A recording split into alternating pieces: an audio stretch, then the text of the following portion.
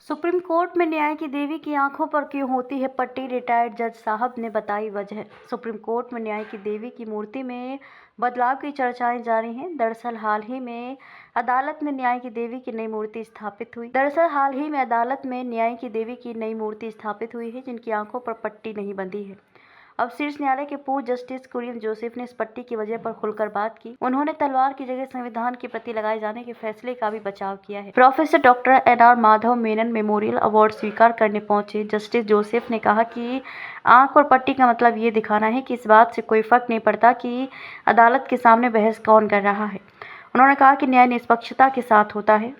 Bar and bench की report के अनुसार उन्होंने कहा कि इस बात से फर्क नहीं पड़ता कि आपके सामने कौन आ रहा है। इस बात से फर्क नहीं पड़ता कि सामने खड़ा व्यक्ति कौन है। यही वजह है कि न्याय की देवी की आंखों पर पट्टी होती है। हम सभी की कुछ कर्तव्य है, इसलिए किसी व्यक्ति की खुद की पसंद की व्यवस्थाओं के स्थान पर संस्थागत व्यवस्थाएं और प्रथाएं होनी चाहिए। तलवार के स्थान पर संविधान लाए जाने पर उन्होंने कहा कि तलवार के साथ साथ संविधान को ढाल की तरह देखा जाना चाहिए। उन्होंने कहा कि मेरा मानना है कि संविधान अच्छा फैसला है, लेकिन संविधान को तलवार के साथ कवच के तौर पर दिखाया जाना चाहिए।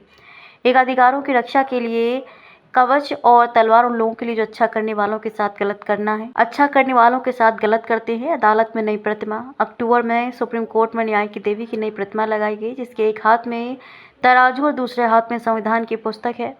न्यायाधीशों के पुस्तकालय में लगाई गई 6 फुट ऊंची इस प्रतिमा के हाथ में तलवार नहीं है। सफेद पारंपरिक पोशाक पहने न्याय की देवी की आंखों पर पट्टी और हाथ में तलवार नहीं है, हालांकि सिर पर मुकुट सजाया गया है।